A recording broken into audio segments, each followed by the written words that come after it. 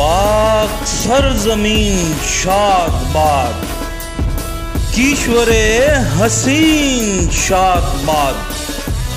तू निशाने अज़्मे आली शान, अर्ज़े पाकिस्तान, मरकज़े यकीन शाद बाद। और आज इसी मरकज़ यकीन और निशाने अज़्मे आली शान में मादरे वतन का 72वां यौम आज़ादी फ़क़ीदुल मिसाल जज्बा से मनाया जा रहा है।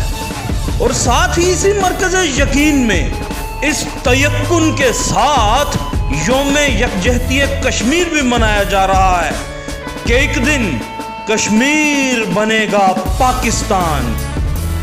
ये जो आग हिंदू ने कश्मीर की जन्नत में लगा रखी है, इसकी तपिश हर लहजा मोमिन के सीने में जल रही है और आरएसएस के उस नजरिया को जलाकर खाकस्तर करने के दर पे है जो हिंदुस्तान के लिए बहुत भयानक रूप में सामने आने वाला है।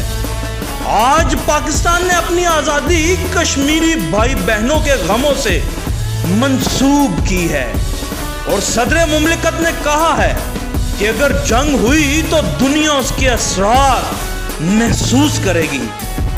फिर वजीर आज़म ने भी तो आज कह दिया कि मोदी को सबक सिखाना पड़ेगा और अगर इंडिया को शक है तो जनरल कमर जावेद बाजवा को सुन ले कि कश्मीर पर कभी समझौता नहीं हो सकता।